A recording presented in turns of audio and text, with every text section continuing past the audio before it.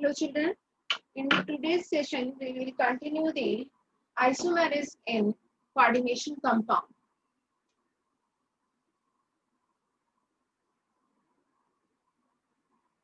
Geometrical isomerism में पढ़ रहे थे हम लोग। ज्योमेट्रिकल आइसोमेरिज्म में ऑक्टाहेड्रल कंपाउंड्स का आइसोमेरिज्म स्टडी किया था हम लोगों ने। उसमें एक टाइप ऑफ कंपाउंड की बात करें, अगर हम किसी कोऑर्डिनेशन एंटिटी में Ma3B3 टाइप के कंपाउंड्स में, कोऑर्डिनेशन कंपाउंड्स में एक special type of isomerism exist करता है जिसे हम लोग जानते हैं फेशियल और एंड मेरिडियनल आइसोमेरिज्म के नाम से। क्या होता है कि इसके हम दो पॉसिबल स्ट्रक्चर हो सकते हैं। For example let us take the compound as CO NH3 whole thrice NO2 whole thrice. If we look at this compound coordination entity, तीन लिगेंड है सिमिलर टाइप के यूनिडेंट। इसके दो पॉसिबल स्ट्रक्चर हो सकते हैं जिन्हें हम दो आइसोमर्स के रूप में जानेंगे। कैसे दो पॉसिबल स्ट्रक्चर कैसे हो सकते हैं इसके ऑक्टाहेड्रल कॉम्प्लेक्स में?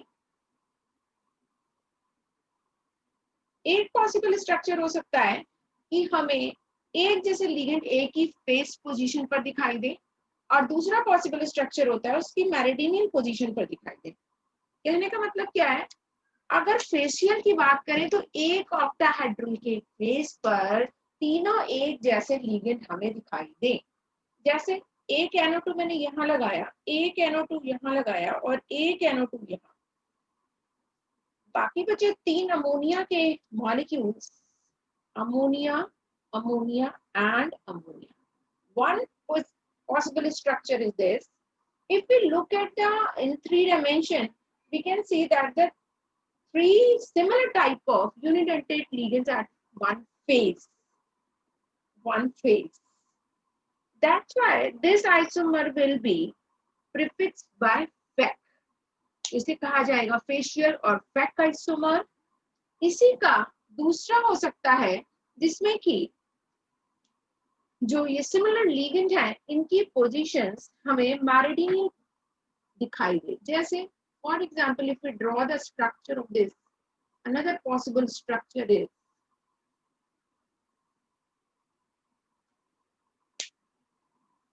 NO2 here, here and here। यहां से जब हम देखते हैं तो यहाँ पर 3 NO2 molecules will be presented at one plane, है ना, एक प्लेन पे दिखाई देगी, मेरिडियनल पोजीशन इसकी दिखाई देगी। अगर हम 3 डायमेंशन में से देखने की कोशिश करें इस आइसोमर को, इन दोनों आइसोमर्स को, तो कुछ ऐसे दिखाई देंगे जैसे कि आपको स्लाइड में दिख रहा है ना, meridional and facial isomers. So this can exist.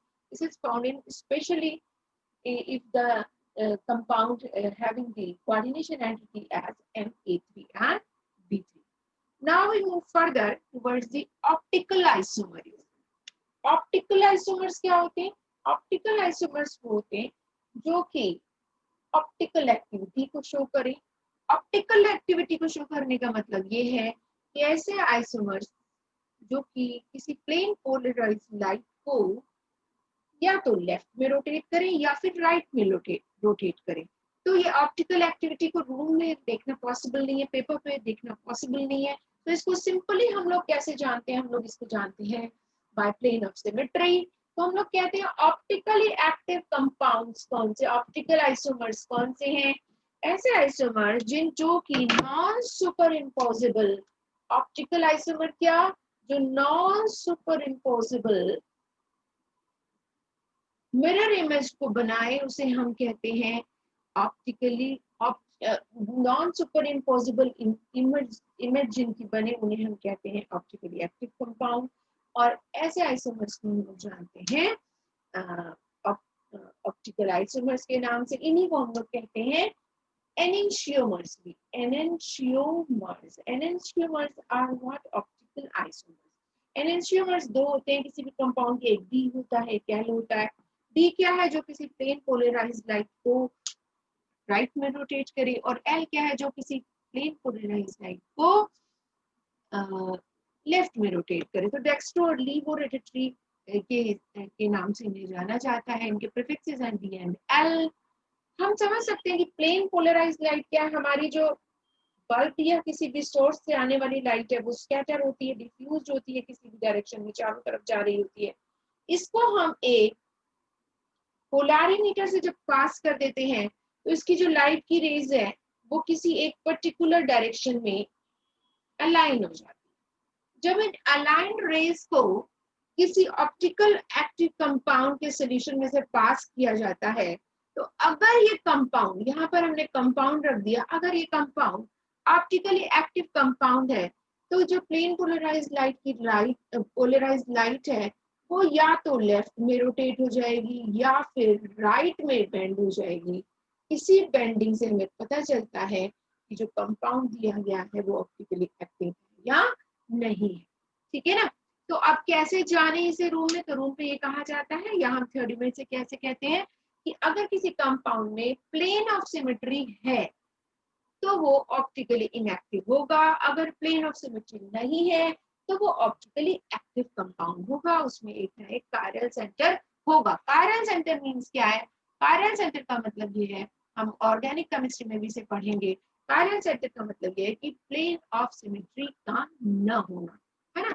जैसे हम अपने लेफ्ट और राइट हैंड साइड की इमेजेस को जब देखते हैं मिरर में, तो लेफ्ट साइड की जो इमेज है, left hand side, left hand की जो मिरर है, इमेज है, वो हमारी कैसी होती है? राइट हैंड साइड की। इसी को हम क्या कहते हैं? Non super imposable mirror image. अब देखिए कैसे कंपाउंड्स में एग्जिस्ट करता है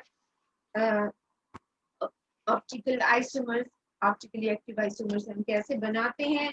फॉर एग्जाम्पल, अगर मैंने, आप सब कंपाउंड्स में नहीं मिलेगा, हमें देखना पड़ेगा कौन से कंपाउंड में प्लेन ऑफ सिमेट्री है, कौन से कंपाउंड में प्लेन ऑफ सिमेट्री नहीं है। जैसे हम पहले टाइप के कंपाउंड लेते हैं MAA3, है ना? MAA3, MAA3 का मतलब क्या है? MAA3 का मतलब ये है कि ये सेंट्रल मेटल हो गया, ये मेरे पास कोई भी बाइडेंटेट लिगेंड है। अब इस बाइडेंटेट लिगेंड को ऑक्टाहेड्रल कॉम्प्लेक्स से बना रहा होगा। इस बाइडेंटेट लिगेंड को जब कभी भी हम किसी मेटल के साथ जोड़ेंगे तो ये कोई भी दो डोनर साइड्स को डोनेट को दिखा रहा होगा, बना रहा होगा। फॉर एग्जांपल किसी कंपाउंड को लेकर समझते हैं, जैसे कि पहला टाइप ऑफ कंपाउंड हमने लिया है ये, जैसे कि फॉर एग्जांपल पहला हम लेते हैं कोबाल्ट, कोबाल्ट, और इसके साथ मैं ले लेती हूँ कोऑर्डिनेशन एंटिटी के लिए जो कि लिगेंड हो मेरा EN, है ना? EN में लिगेंड लेती हूँ या ऑक्स लिगेंड लेती हूँ, तो ये मुझे 3 डोनर साइड्स दे, 2 डोनर साइड देगा बाइडेंटेट। ठीक है ना? अब मैं इसका अगर स्ट्रक्चर ड्रॉ करूं तो ऑक्टाहेड्रल कॉम्प्लेक्स में से कैसे बनाया जाएगा? ऑक्टाहेड्रल कॉम्प्लेक्स जाहिर सी बात है 6 बॉन्ड्स बनेंगे। 6 बॉन्ड्स में से EN है, बाइडेंटेट है, एक EN यहाँ, एक EN यहाँ और एक EN यहाँ। ठीक ना? अब मैं अगर इसकी मिरर इमेज को देखूं, मैं इसकी मिरर इमेज को बनाऊं, तो मिरर इमेज इसकी कैसे बनेगी? जब हम इसकी मिरर इमेज बनाते हैं तो फिर से देखिए इसे ऑक्टाहेड्रल कॉम्प्लेक्स 6 बॉन्ड पोजीशंस। अब जब मिरर इमेज ड्रॉ की जाएगी बच्चों, तो मिरर इमेज ड्रॉ करते समय जो यहाँ है वो यहाँ आ जाएगा, यानी EN यहाँ लगेगा, ऐसे ये वाला EN यहाँ लगेगा और ये EN मेरा यहाँ लगेगा। ठीक ना? क्या ये अब non super imposable mirror image बनाने का मतलब है इसको एज इट इज उठाओ और उठाकर यहाँ पर रख दो। तो जब मैं इसको रखूंगी तो क्या ये इसको ओवरलैप करेगा? नहीं। ये ओवरलैप करने का मतलब क्या? एक दूसरे के पीछे, बिल्कुल एक दूसरे को हाइड कर देना। तो क्या ये एक दूसरे को हाइड कर देंगे? नहीं, they are not hiding them one to another. So ये क्या हो जाएंगे? ये एक दूसरे के एनेंशियोमर्स हैं। एक D है तो दूसरा क्या है? L है। इसका मतलब एक ऐसा है जो कि लाइट को राइट में रोटेट करेगा और एक करेगा एल में रोटेट। तो ऐसे आइसोमर्स क्या कहलाएंगे? ऑप्टिकली एक्टिव आइसोमर कहलाएंगे। ठीक है ना। और एग्जांपल देखो एक दो, कैसे बना सकते हैं हम ऑप्टिकली एक्टिव। देखो हम एक और एग्जांपल लेते हैं, जैसे कि मेरे पास एक कंपाउंड है, फॉर एग्जांपल Cr, क्रोमियम का कोई कॉम्प्लेक्स लेते हैं। फॉर एग्जांपल क्रोमियम लिया मैंने, क्रोमियम लिया, ऑक्सीडेट लिया, एक बाइडेंटेट ले लिया, दो लगा दिए और एक Cl2 दो लगा दिए मैंने, है ना। अगर इसके ऊपर चार्ज की बात करोगे तो let us say that it is having the charge of +1। ठीक है ना, फॉर बैलेंस। चलो ठीक है ना। दो दो चार ये हुआ, ऑक्सीडेट के ऊपर 6 4 चार्ज आएंगे, -2 -5, ये इसके साथ बैलेंस बैठेगा नहीं है। अगर मैं इसके साथ बनाऊं तो मुझे न्यूट्रल लेने पड़ेंगे, न्यूट्रल ही लेने चाहिए मुझे। तो मैं चार्ज यहाँ बैलेंस करने के लिए यहाँ पे न्यूट्रल ले लेती हूँ। ठीक है, now it's okay. Now chromium will have the +3। और किसी भी कॉम्प्लेक्स में जो ऑक्सीडेशन स्टेट होती है मेटल की, वो भी सेटिस्फाई होनी जरूरी है। ठीक है, so let's go for that. तो क्या हो जाएगा ऑप्टिकली एक्टिव जब हम इसके बनाएंगे? दो ज्योमेट्रिकल आइसोमर पॉसिबल है इसके, एक सिस बनेगा एक ट्रांस बनेगा। अगर मैं सिस की बात करें तो सिस में क्या हो जाएगा? ट्रांस देख लेते हैं पहले। मैंने क्रोमियम यहाँ रखा, Cl यहाँ, Cl यहाँ, En एक यहाँ और दूसरा En कहाँ? यहाँ। ठीक बात है ना, आफ्टर हेटेरो कॉम्प्लेक्स बना। ये कैसी पोजीशन है? ट्रांस पोजीशन है।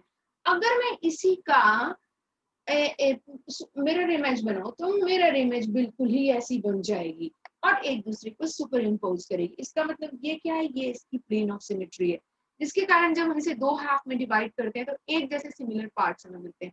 जब हमें एक जैसे सिमिलर पार्ट्स मिलते हैं तो हम ऐसे कंपाउंड्स को क्या कहते हैं? इनमें सेंटर ऑफ पैरेंटी नहीं है और ये ऑप्टिकली एक्टिव नहीं होंगे, यानी इसका ट्रांस आइसोमर्स ऑप्टिकली इनएक्टिव हो जाएगा। अब देखते हैं इसके cis isomer की क्या पोजीशन बनती है। If I draw this cis isomer for this, how will draw that? Let me draw for that. कैसे ड्रॉ करें? हम इसे बहुत जल्दी से ड्रॉ करते हैं। तो क्रोमियम सेंटर पे रखा मैंने, 6 बॉन्ड्स की पोजीशंस दिखाई, 2 बॉन्ड्स यहाँ है मेरे पास, एक En मैंने यहाँ लगाया, एक En मैंने यहाँ लगाया और एक Cl यहाँ और एक Cl यहाँ। हाँ, अब ये बात समझ में आती है कैसा आइसोमर हो जाएगा। ये आइसोमर मेरा सिस आइसोमर हो जाएगा क्योंकि ये कैसी पोजीशंस है? एडजेसेंट पोजीशंस है।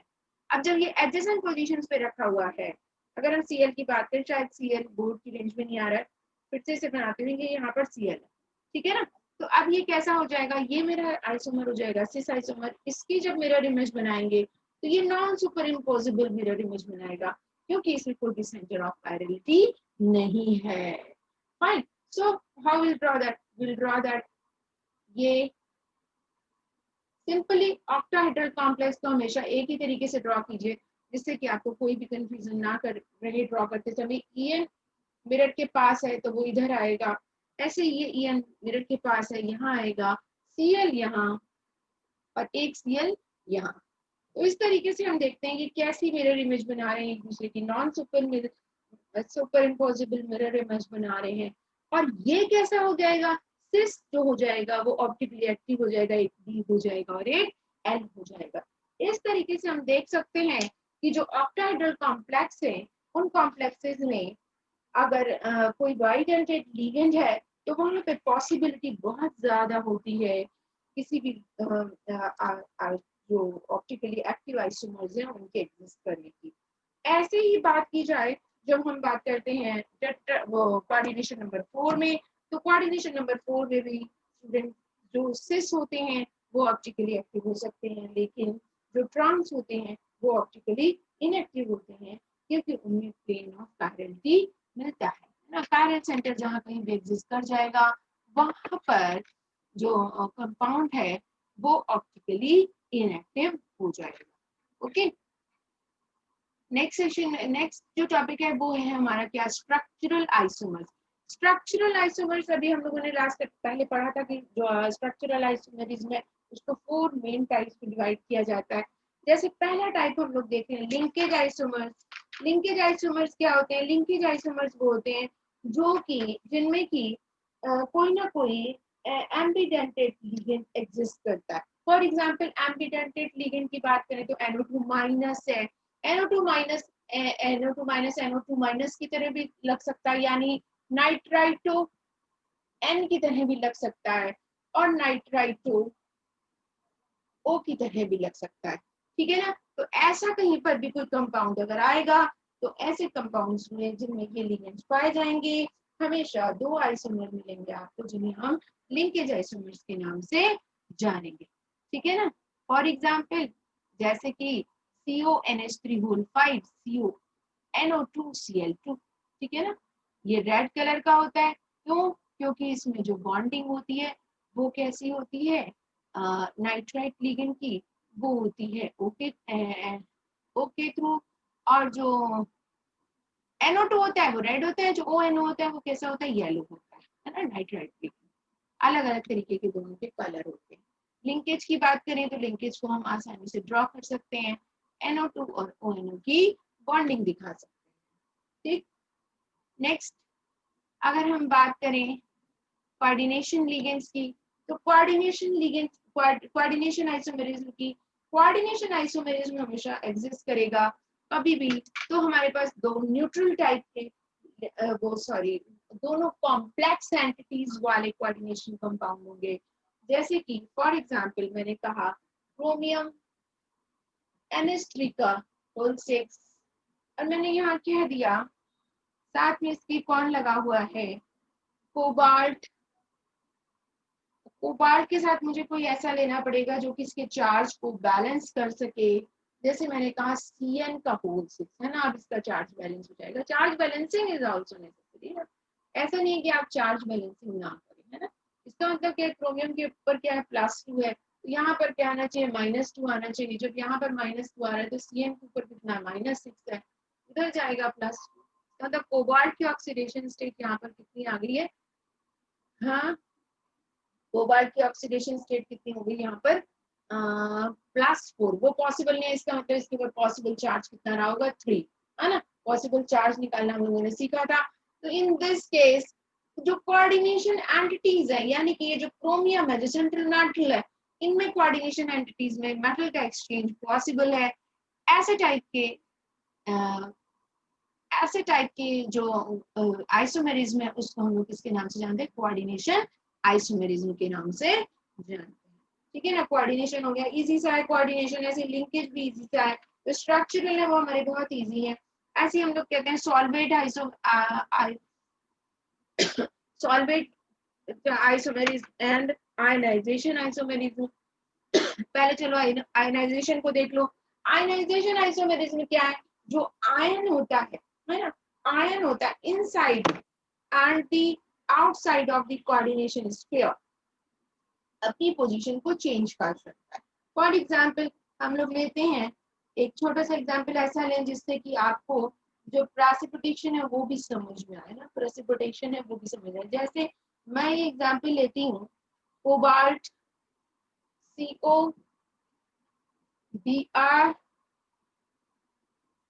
NH3 होल 5, ये तो एक ही मिक्स को लगाना नहीं भी चाहिए, चल जाएगा काम ऐसे, जब ये एक ही है NH3 का होल 5, और इसके साथ मैंने लगा दिया SO4। ठीक है ना, इसका काउंटर आयन कितना है, कौन है, सल्फेट है। और इसी का मैं अगर दूसरा आइसोमर लिखूं, मैं लिखूं CO और सल्फेट को अंदर ले आऊं और NH3 को 5 ही रहने दूं और बाहर किसको ले जाऊं, Br। ठीक है, तो यहाँ पर अगर हम आयंस को देखें तो यहाँ पर SO4 2- आएगा और यहाँ पर क्या आएगा, Br- आएगा। और यहाँ पर जो कोऑर्डिनेशन सेंट्रल मेटल है उस पर चार्ज भी अलग अलग हो जाएगा on the basis of the counter ion, है ना। नंबर ऑफ लिगेंड्स सेम रहेंगे। यहाँ पर कोऑर्डिनेशन नंबर सेंट्रल मेटल का कितना है, 6। हमारा कॉम्प्लेक्स कैसा है, ऑक्टाहेड्रल। प्रेसिपिटेशन कराएंगे तो प्रेसिपिटेशन कराते समय यहाँ पर ये बेरियम क्लोराइड के साथ बेरियम सल्फेट का व्हाइट पीपीटी देगा, और जबकि ये क्या देगा हमें, ये हमें AgBr का येलो प्रेसिपिटेट देगा। ठीक है ना, तो यहाँ पर ब्रोमाइड आयन का टेस्ट पॉजिटिव आएगा और यहाँ पर सल्फेट आयन का टेस्ट पॉजिटिव आएगा अगर हम दोनों के सॉल्यूशंस को चेक करते हैं। ओके स्टूडेंट्स, तो ये क्या था, that is all about the ionization isomerism. और हमारा अगला आइसोमेरिज्म होता है, अगला आइसोमेरिज्म है हमारा सॉल्वेट आइसोमेरिज्म और हाइड्रेट आइसोमेरिज्म। इसमें एक एग्जांपल स्लाइड पे आपकी और भी दिया हो, उसे भी देख लीजिएगा। इसमें एक बार ब्रोमीन बाहर है और एक बार क्लोराइड, ब्रोमाइड आयन बाहर है, एक बार क्लोराइड आयन बाहर है, जिसमें कि दोनों का आयनाइजेशन जब हम करेंगे तो एक ब्रोमीन का टेस्ट पॉजिटिव देगा और एक कौन देगा, क्लोराइड आयन का टेस्ट पॉजिटिव देगा। ऐसी हम बात करें सॉल्वेट आइसोमेरिज्म की, तो सॉल्वेट आइसोमेरिज्म में जो नंबर ऑफ वाटर मॉलिक्यूल्स है वो अलग अलग हो जाएंगे कोऑर्डिनेशन स्टेट के अंदर और बाहर। जैसे मेरे पास एग्जांपल है, ये तो मेरा इसका हो गया। नेक्स्ट हम लोग देखते हैं कि एग्जांपल लेते हैं हम लोग CrH2O का होल 6, किसका एग्जांपल है, सॉल्वेट का, है ना। और ये एक कॉम्प्लेक्स है, इसका चार्ज बैलेंस करा जाए +3, अगर मैं इसका लेती तो -3 लेना है, मैंने कहा Cl3, ठीक ना।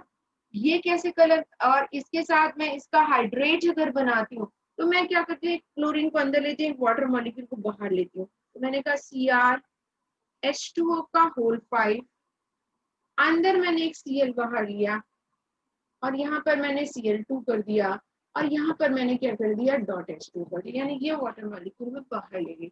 इसे मैंने क्या, इन दोनों को, ये दोनों एक दूसरे के क्या है, ये दोनों एक दूसरे के हाइड्रेट आइसोमर है या सॉल्वेट आइसोमर है। इन दोनों के कलर्स भी अलग अलग होंगे। क्यों कलर अलग अलग होंगे, थोड़ी सी देर में आप लोग समझेंगे। बिकॉज इनके हाइब्रिडाइजेशन, इनका जो लिगेंड का जो कॉन्स्टिट्यूशन है, लिगेंड जो इसका स्ट्रक्चर बनाने में अपना रोल प्ले करता है, वो अलग अलग तरीके से करते हैं, अलग अलग लिगेंड्स, इसलिए इनके कलर्स भी चेंज हो जाते हैं। जैसे ये वायलेट कलर का होता है और ये कैसा होता है, ये हमारा ब्लू ग्रीन कलर का होता है। So students, that is all about the isomerism. We have covered all type of isomerism in our classes. So thank you everyone. If you have any doubt, you can send me on WhatsApp. Thank you everyone.